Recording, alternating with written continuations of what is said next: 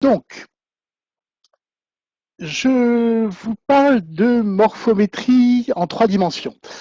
Cette présentation fait suite à une autre webconférence tenue il y a quelques mois sur les méthodes d'évaluation du modèle. Nous allons rentrer dans le détail concernant la morphométrie en 3 dimensions.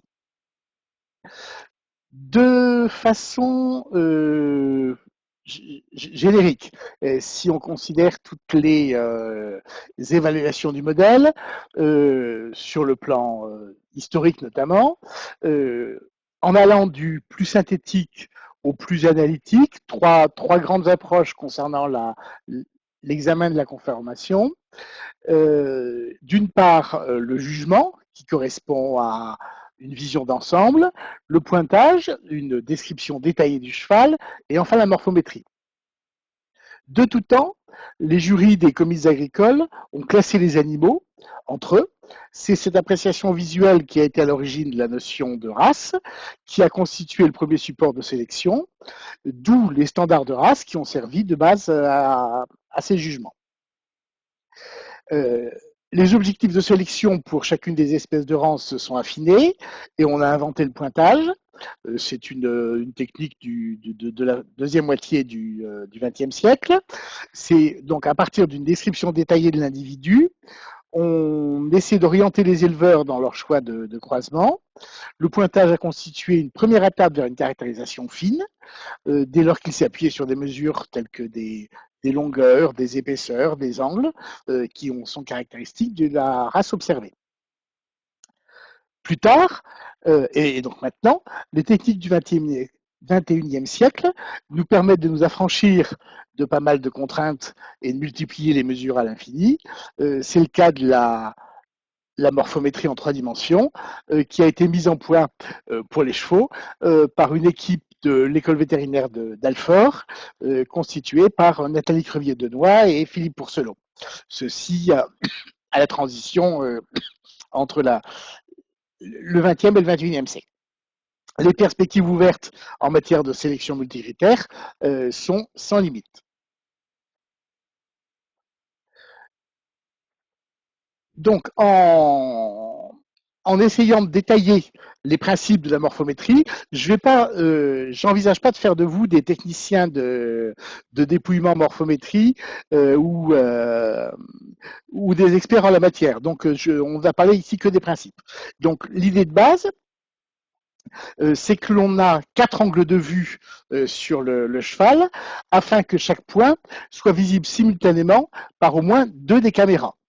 Je viens de dire deux caméras parce que on dispose autour du cheval de 4 caméras, donc une correspondant à une vue arrière, une correspondant à une vue par l'avant, et 2 sur le côté droit. Il a été choisi de les mettre sur le côté droit, mais ça aurait évidemment pu être l'inverse. Donc ce sont des caméras à haute définition, avec un logiciel dédié qui est un petit peu lourd. Donc le processus est relativement coûteux. Mais l'objectif dans notre démarche était d'avoir une captation d'images, une mobilisation du cheval sur le terrain assez brève. On mobilise un cheval que pendant 2 minutes et on peut ensuite passer au suivant. Ça ne veut pas dire qu'il n'y a pas derrière un travail relativement lourd. On parlait un petit peu du principe des 3 dimensions. Donc, quelques illustrations. Je vais focaliser pendant quelques instants sur le sommet du Yarrow au cours des diapositives qui suivent. Donc, d'abord, on règle la hauteur à partir des 2 vues latérales. On se focalise donc sur ce que ceux qui ont un écran suffisamment grand repèrent le petit carré vert sur l'image en bas à droite, avec un numéro 8 qui lui est associé. Le numéro 8 est aussi visible sur les deux autres images. J'ai choisi de ne parler que de 3 images, puisque le garrot n'est évidemment pas visible dans la vue de face. Donc, pour une question de dimension, et seulement de dimension. J'ai focalisé sur les 3 images. Donc, on considère le point 8. J'ai placé ici sur l'image de droite, en bas à droite, la vue latérale, j'ai fait un réglage de hauteur. Ensuite, je vais placer sur l'image en haut à droite le second point correspondant au garrot.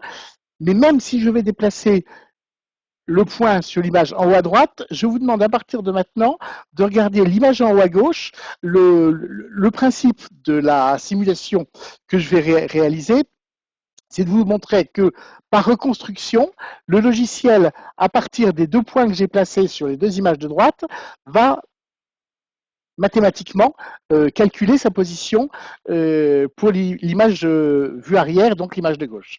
Donc je procède au placement du point en haut à droite, et vous constatez que le point est naturellement venu se positionner sur la vue arrière. Donc, le réglage de hauteur est définitif. On a une vision parfaite avec les 2 images de droite. On a encore un petit problème d'axe en vue arrière. On procède à un ajustement et le point est définitivement placé. On peut ensuite passer au point suivant.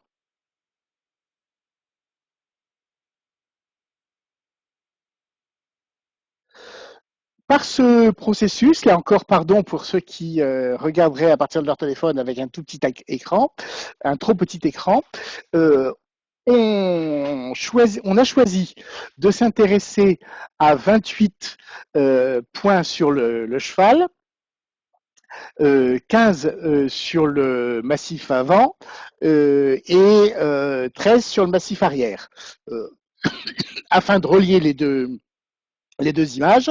Donc, image de droite, le massif avant, c'est là que vous voyez les traits en bleu, les points en violet. Image de gauche, le massif avant. Image de droite, le massif arrière.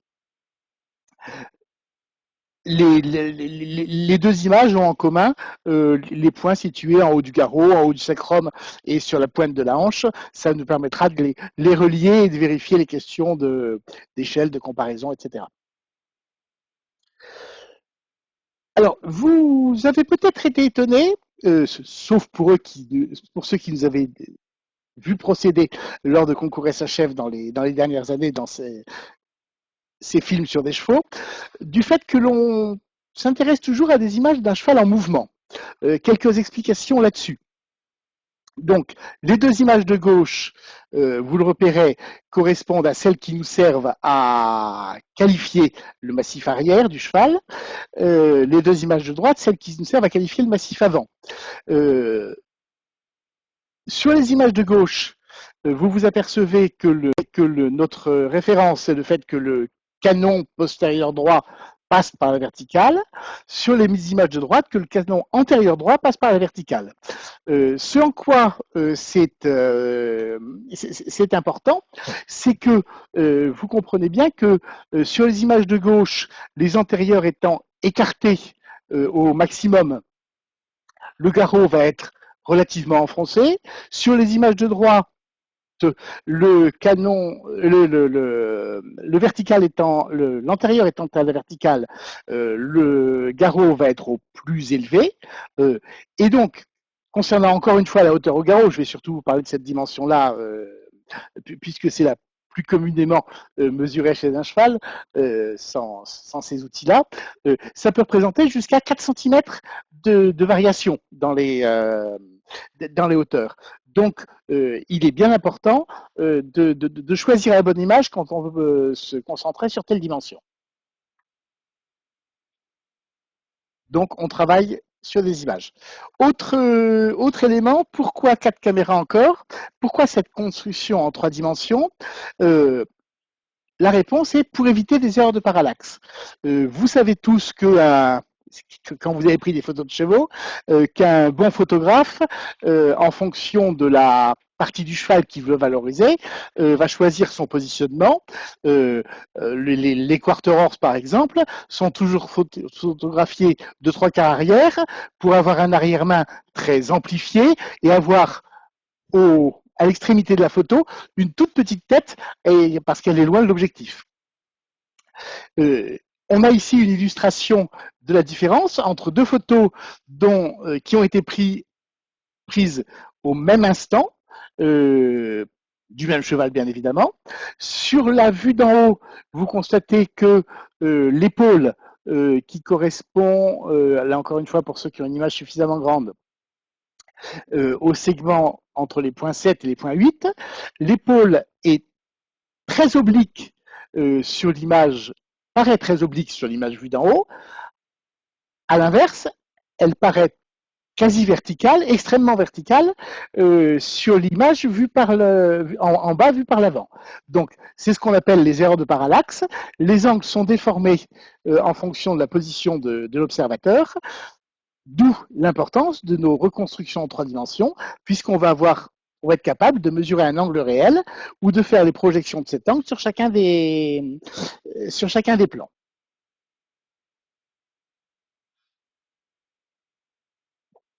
Puisque l'on sait mesurer les angles avec précision, on va se permettre notamment de qualifier les aplombs. Les aplombs sont quelque chose de compliqué à évaluer de façon précise. On recommande toujours de mesurer les aplombs, de regarder les aplombs en mouvement parce que la posture instantanée du cheval qui est arrêté n'est pas forcément toujours la même. Concernant le cheval qui nous est présenté ici, si on se concentre sur les points en bleu les plus bas, on constate une légère déviation. Ce cheval est légèrement cagneux de l'antérieur droit. Légèrement cagneux, c'est ce que l'on voit en pointage. En morpho 3D, on peut mesurer cet angle de déviation et qualifier cette déviation. Et qualifier l'angle de panardise, je ne sais pas si c'est le bon mot. Deux autres exemples.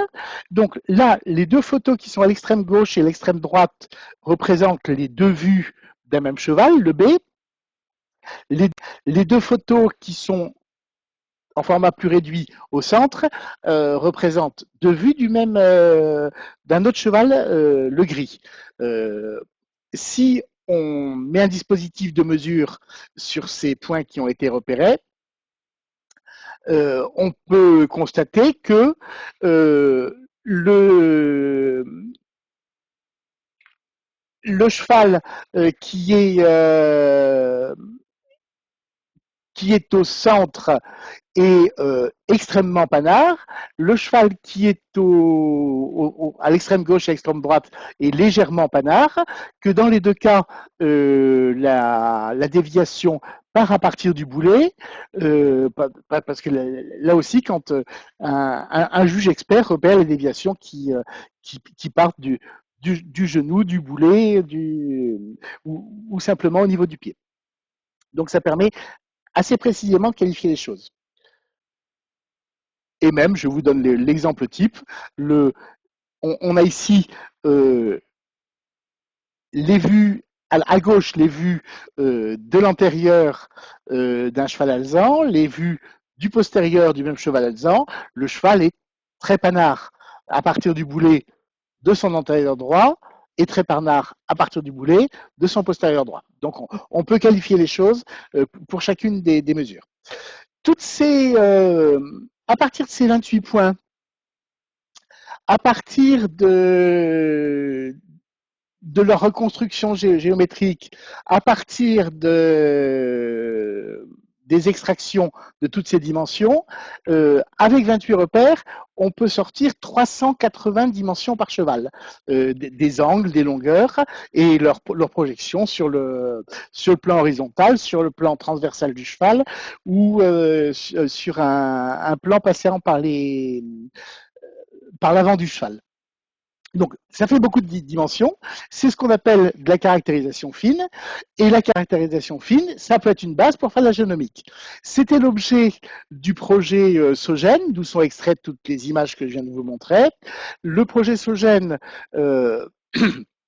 s'intéresser à des chevaux selles français de 4 et 5 ans, des chevaux à vocation saut d'obstacle. Donc, on peut se permettre, on va se permettre, parce que les résultats sont donc imminents. Je ne vais pas encore aujourd'hui vous livrer de résultats. C'est en cours de calcul. C'est un peu de teasing que je fais pour la prochaine webconférence dans 3 ou 6 mois qui donnera les résultats, je suppose. On peut avoir un vrai chiffrage de l'héritabilité de chaque critère et une héritabilité qui n'est pas déformée par la compétence des évaluateurs. Et on peut découler là-dessus d'une recherche des éventuelles corrélations avec la performance.